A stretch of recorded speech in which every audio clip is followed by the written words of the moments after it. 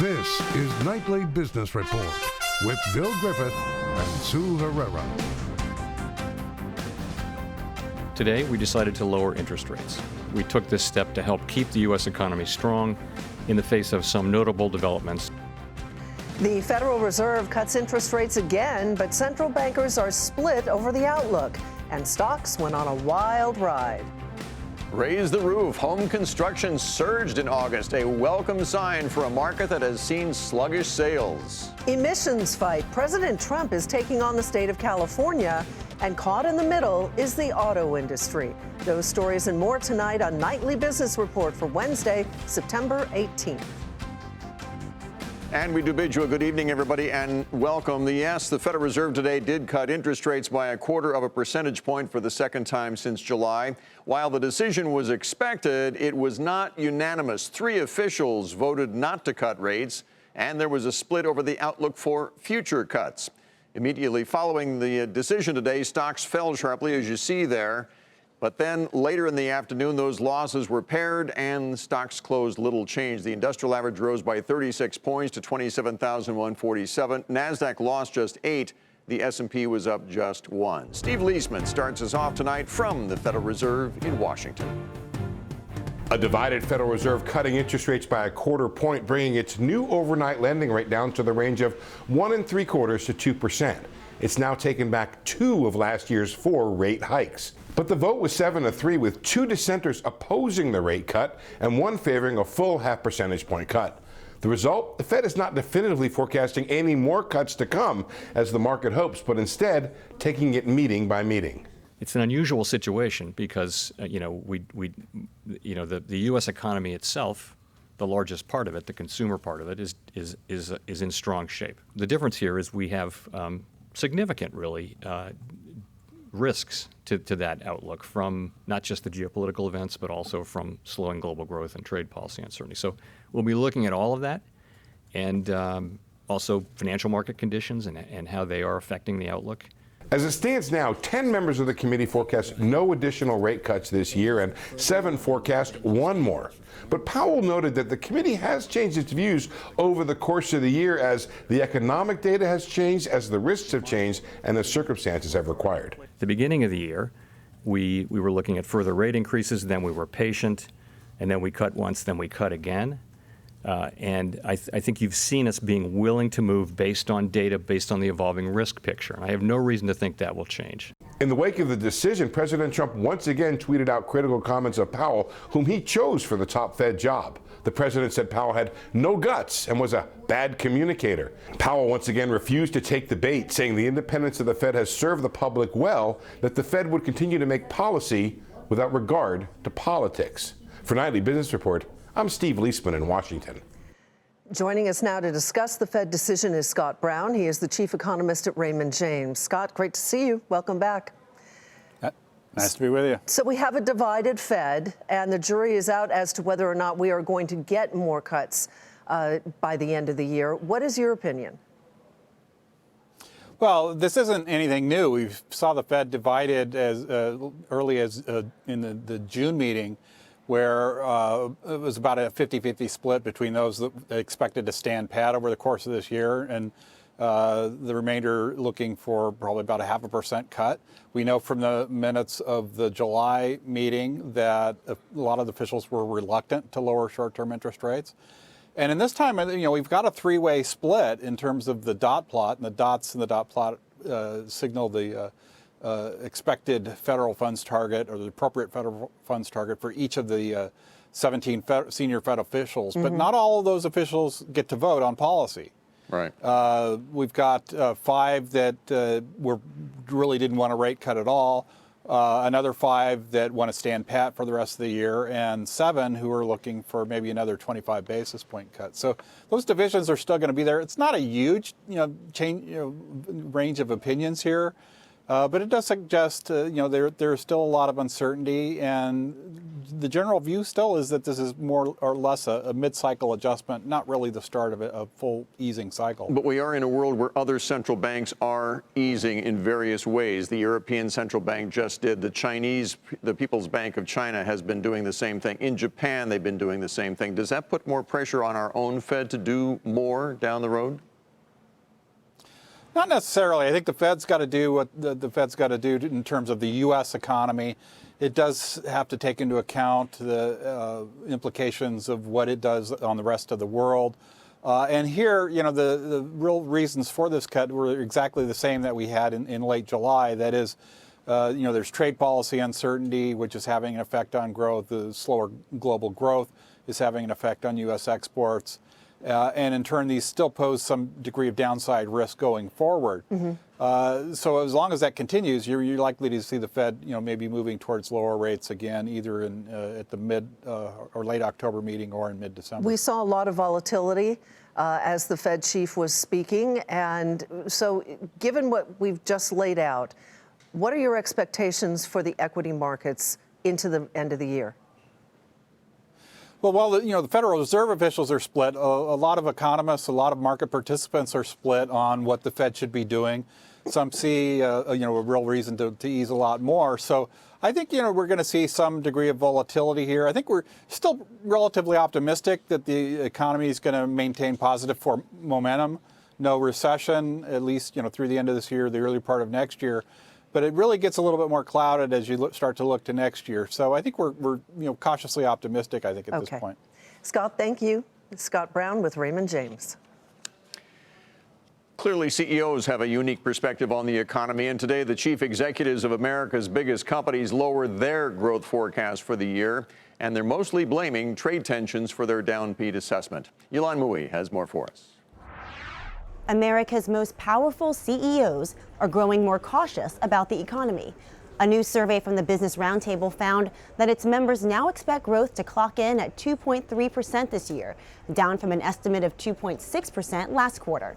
The BRT blamed the broader slowdown in global growth and trade tensions for the more downbeat assessment.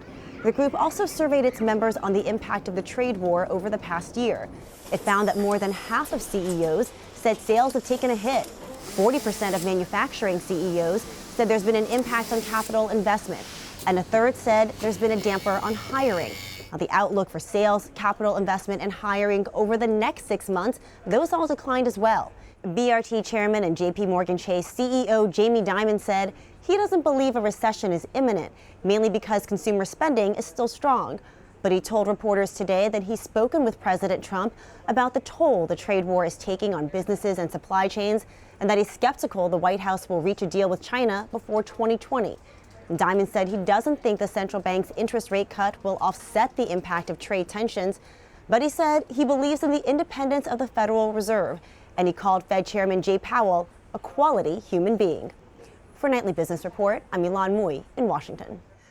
Speaking before today's Fed decision, respected longtime bond investor Jeffrey Gundlach said that even though parts of the economy appear strong, the odds of a recession are rising.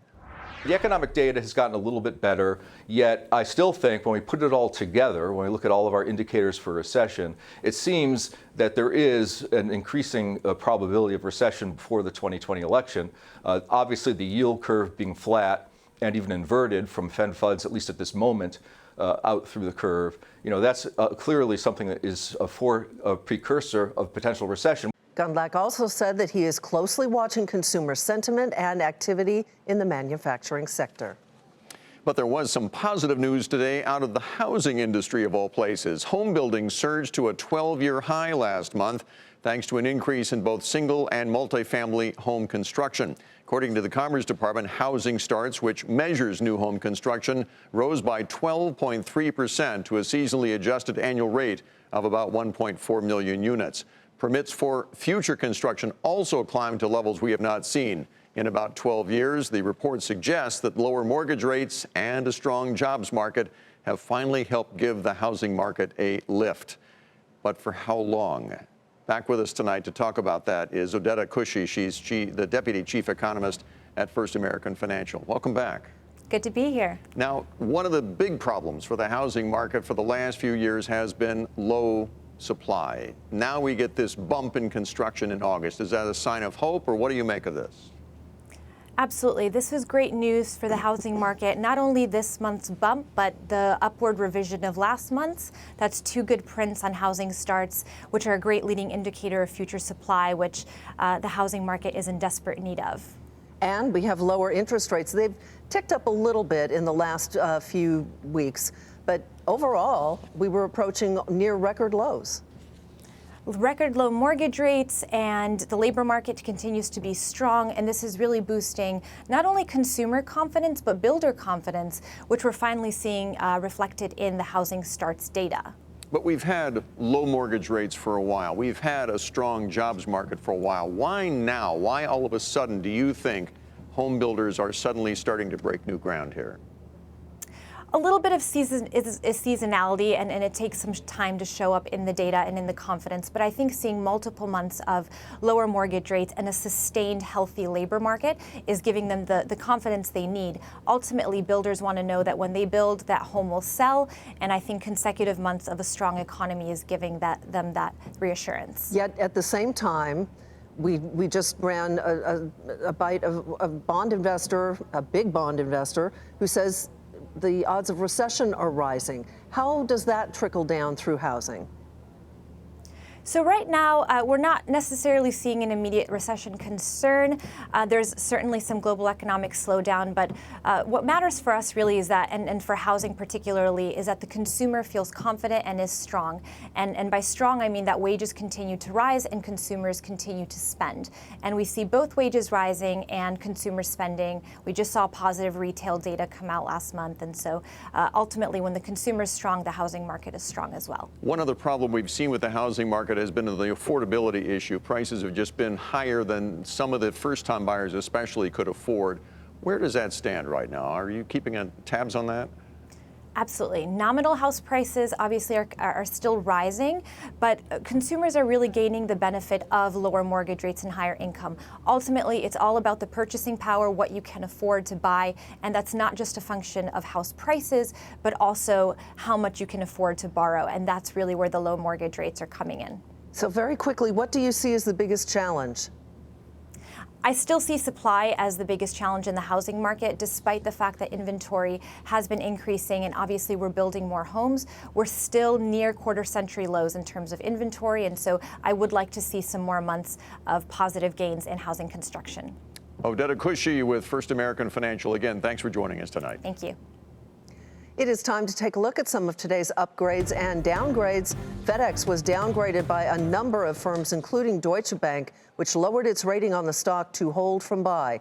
The analyst cites the company's downbeat outlook, which we told you about last night. The price target is $142. The shares today of FedEx fell nearly 13% to $150.91. Whirlpool was downgraded to sector weight from overweight at KeyBank. The analyst cites weakening earnings momentum. The firm does not have a price target on the stock. The shares fell 2% to $149.03. Also at KeyBank, Lennar was downgraded to sector weight from overweight, with the analyst citing a lack of catalysts to move that stock any higher. The firm also noted a slowdown in earnings momentum. Despite the downgrade, though, stock rose about 2% to $54.15, probably on that home construction number. Square was upgraded to hold from sell at Craig-Hallum. The analyst says that softer revenue is already priced into that stock. Price target now is $63. Shares were up a fraction to $59.75. Still ahead, who gets to set the rules? California or President Trump?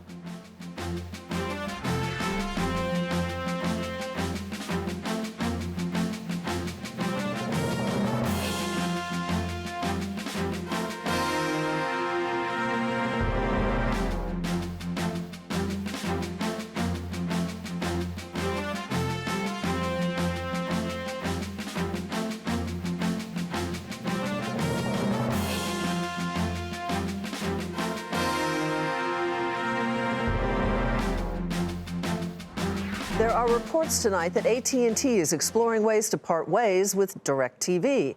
This was first reported by the Wall Street Journal. DirecTV has been losing customers, about 2.5 million subscribers last year alone. AT&T is the target of activist investor Elliott Management, which has called on the company to unload DirecTV. Earlier in the program, we mentioned that CEOs have lowered their growth expectations for the economy. Well, it turns out the same is true for chief financial officers. And they're the ones who control the money. Bob Pisani has more for us from the New York Stock Exchange. Despite the recent spate of stronger economic data we've seen in the U.S., pessimism is high, and it appears to be growing. The latest quarterly Duke University survey of CFOs shows pessimism over the U.S. economy has grown this year, despite record low unemployment and a healthy consumer. Of 225 CFOs taking part in this survey, a majority, 53%, believe that the country will be in a recession by the end of the third quarter next year.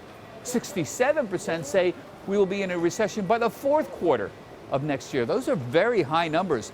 The results align with a similarly glum outlook from the monthly Bank of America Merrill Lynch Global Fund Manager Survey from Tuesday. These are fund managers around the world. That survey found that about 40% expect a recession next year. That's the highest level of pessimism since August of 2009. Fund managers continue to expect low growth and low rates, and they think central bank stimulus will continue to be needed. So why is everybody so pessimistic? You could blame it on extreme global growth uncertainty, but trade wars, which are the main part, are only a part of the equation. So CFOs are also worried about Germany, for example, which is one of the largest economies in the world, having flat or negative growth, plus fears of a broader slowdown in China. They seem to be saying that a strong U.S. by itself may not be enough to save the day. It's just not clear right now what other part of the world economy is strong enough to pull the rest of the world along with it. Elsewhere, FedEx echoed those concerns on Tuesday. The shipping giant missed the mark on earnings, and they cut their guidance for the rest of the year, citing U.S.-China trade tensions and overall slowdown in the global economy. That stock was down more than 10%. For Nightly Business Report, I'm Bob Pisani at the New York Stock Exchange.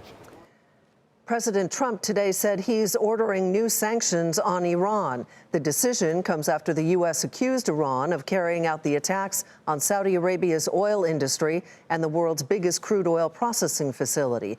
Iran has denied involvement. Responsibility was claimed by Yemen's Iran-aligned Houthi group. The price of domestic crude was down about 2% in today's session.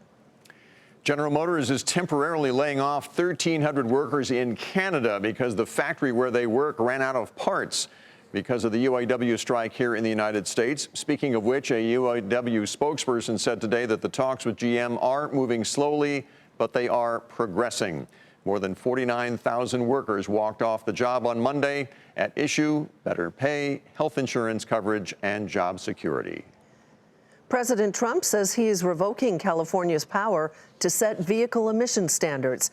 It's the start of a legal battle, and the auto industry is caught in the middle. Phil LeBeau has the details. It's President Trump versus the state of California over who should set fuel economy standards for new vehicles. The current rules, which call for an average of just over 54 miles a gallon by 2025, are being revised to require a more gradual increase. California has long held a waiver, so it can set its own mileage targets. But President Trump doesn't like that.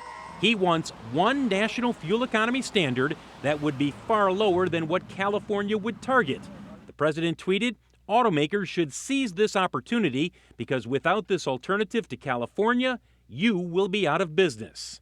California disagrees.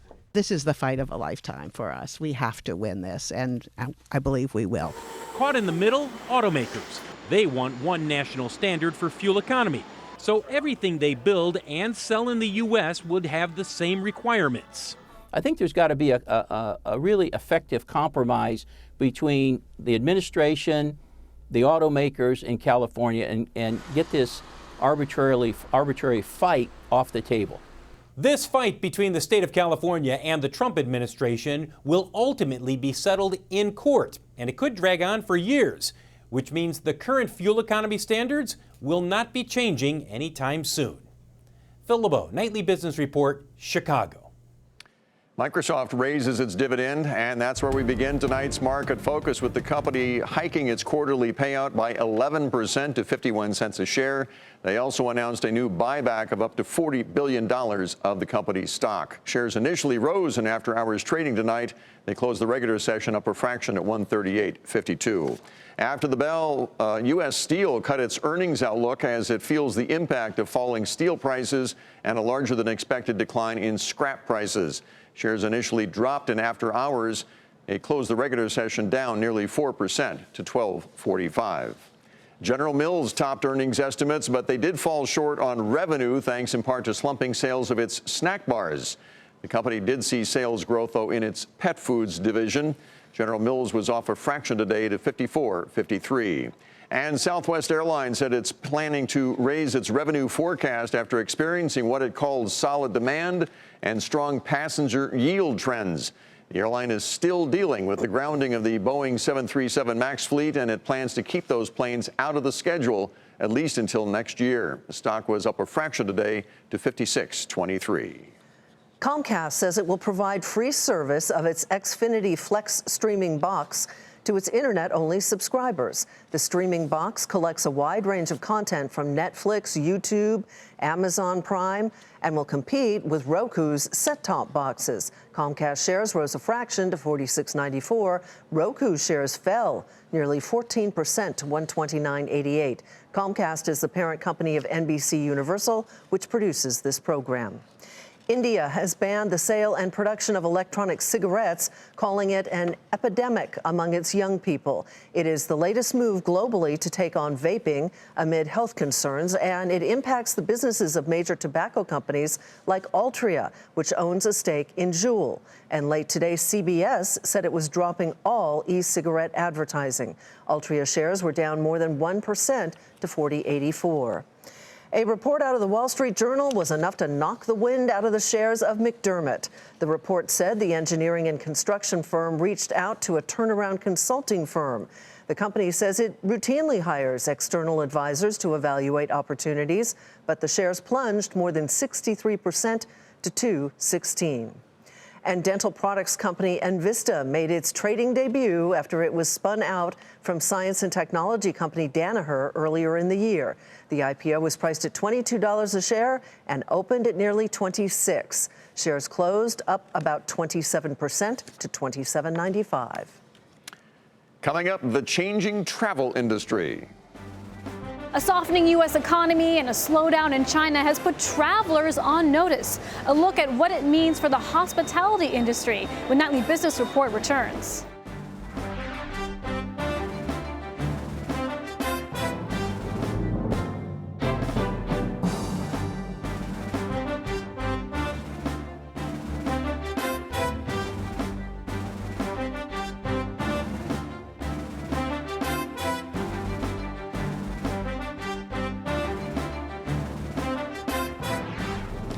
Facebook CEO Mark Zuckerberg will be on Capitol Hill tomorrow. It's his first visit there since he testified last year about privacy issues during the Cambridge Analytica scandal.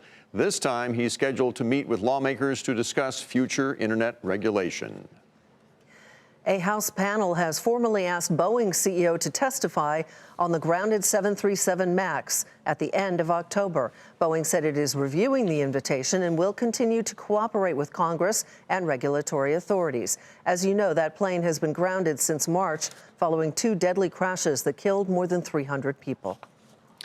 Finally tonight, global tourism is a multi-trillion-dollar industry, but it is very sensitive to economic trends. When the economy is good, people travel more, both for business and pleasure. When the economy is not good, travel is one of the first industries to feel it. Seema Modi went to a conference in New York today to talk to hospitality executives about the state of the business right now. Global headwinds, coupled with a softening economy, is starting to affect how consumers travel. Hundreds of hotel and travel company executives gathered at the Skift Global Forum in New York to discuss the outlook for the travel industry in the midst of geopolitics, a trade war, and slowing global economies. Business and consumers broadly have caution flags out. They're reading about, there's an election cycle gearing up. They're reading about trade wars. They're reading about things happening in Saudi Arabia, issues with Iran and broadly in the Middle East. Where there's elections, where there are terrorist attacks, where there are things like Brexit. Experts point to softening hotel occupancy rates in select markets and revenue per available room, which is the hotel industry's key performance indicator. It dropped below 2% this year for the first time since 2010. Yet, new hotels continue to pop up across the country, weakening the pricing power of hotel owners. With lower rates incentivizing developers to build more hotels, experts say it'll be a while before there's a turnaround. Objectively, right now, it's more choppy. There are some weeks that are weak, some months that are weak. And the long-lasting impact of the trade war. Last year, Chinese tourism to the States dropped for the first time in 15 years, dampening a key source of revenue for the hospitality industry. Analysts say the trade dispute and a slowing Chinese economy are behind the decline. It's not necessarily the Chinese travelers not going to travel. They're still going to travel, maybe a little bit less because of problems with the economy, but they're still traveling. But they many times think, gee, I'm not sure I want to go to the U.S. right now. Executives at TripAdvisor are betting the softer economy will change how Americans travel. At any point when consumers are a little more concerned about taking that bigger trip, they just take a smaller trip. And so sometimes that's closer to home, sometimes it's cutting a day off. It tends not to be canceling the major vacations. While the industry is cautious as demand may soften, none are saying they see a recession hitting the U.S. economy anytime soon. For Nightly Business Report, Seema Modi, New York. And here's another look at the day's final numbers from Wall Street. The Dow rose 36 points to 27,147. The Nasdaq lost 8, and the S&P 500 was up just 1. And that is Nightly Business Report for tonight. I'm Sue Herrera. Thanks for joining us. I'm Bill Griffith. Have a great evening. We will see you tomorrow.